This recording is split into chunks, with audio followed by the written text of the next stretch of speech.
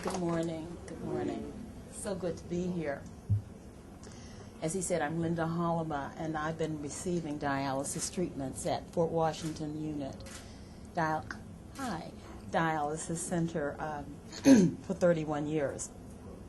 I was 24 years old when I was diagnosed with reduced kidney function. I was an elementary school teacher fresh out of college, and I was a good student.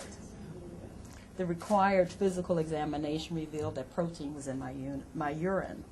I had lost 1/3 of my kidney functioning by that point. A mere 2 years later, upon my completion of a graduate degree, my kidneys failed.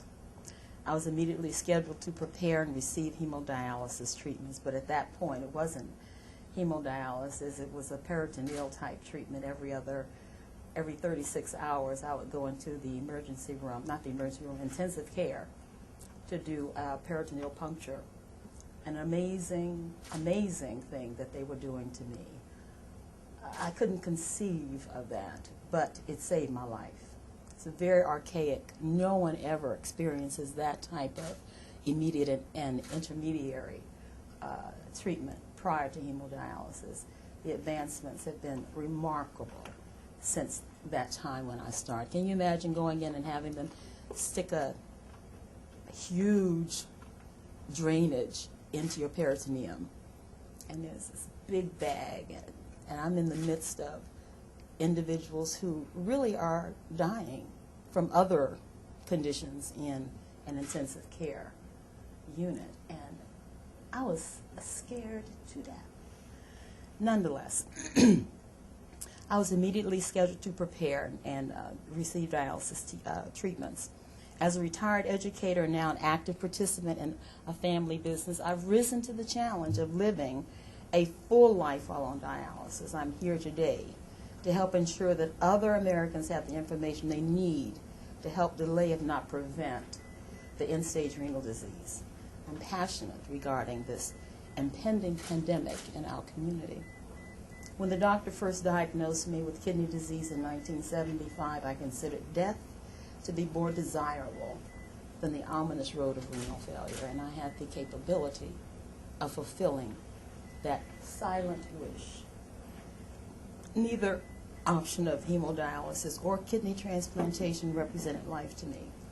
My career was in jeopardy, the treatment was costly, I had no insurance, kidneys were scarce, longevity was not promised, yet the debilitation of my body and death was promised and inevitable. This new arena was a threatening challenge, and I could not face it alone. And where was the help? I didn't know where the help was. The past 34 years of my life have definitely been challenging. I decided to live, and I stepped into the life-saving clinical environment afforded by the sensitivity of Congress to equip Medicare to reach its arms around me, my life and my heart. Over the years, thoughtful and intelligent activities from scientists, doctors, professionals, lawmakers, government businessmen, and caring individuals have enriched my life and extended it. My words are inadequate to express the awesome effect of such activity and passion. I found life in a place that was once clouded with the darkness of death. You know, I can actually feel my feelings right now. I'm not alone in my struggle. During my years on dialysis, I have witnessed countless other patients who have struggled with kidney disease and been given a second chance thanks to their life-saving dialysis treatments. Approximately 400,000 Americans currently suffer, and they rely on the Medicare's end-stage renal disease program to access this treatment. I was ignorant of my predisposition for chronic renal disease. I had no symptoms. And 26 million other Americans have chronic kidney disease, and another 20 million more are at increased risk. The minority communities are at imminent risk. And had they been aware of what I call a Mack truck racing down in front of their house to hit their house, and they're unaware that a Mack truck is hitting them, is going to hit them. And their eyes are closed, or they're open, yet dimmed or dulled.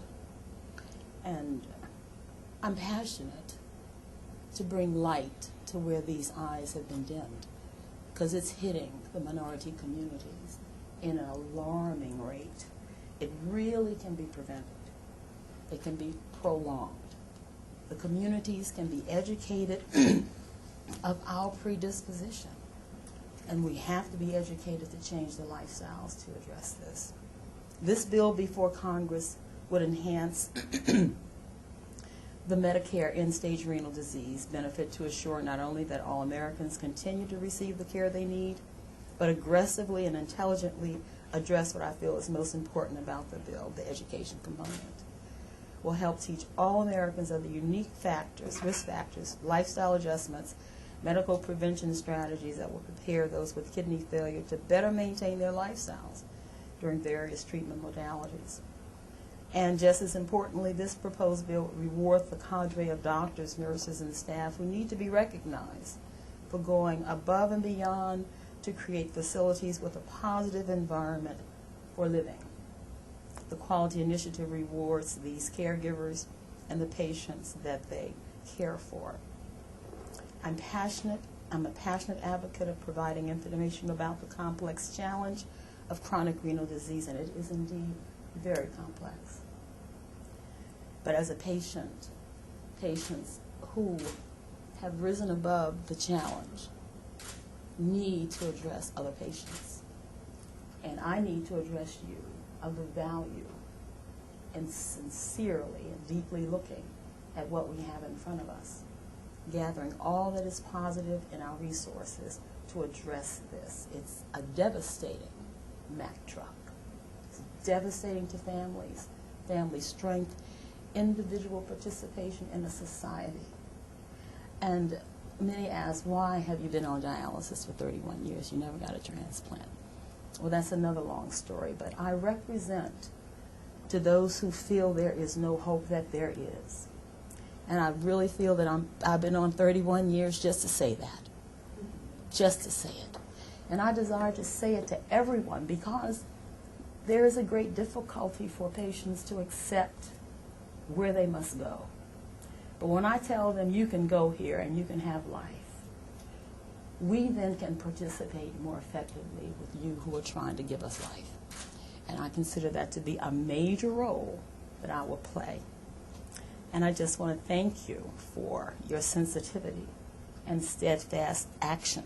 It has saved my life. And I am immeasurably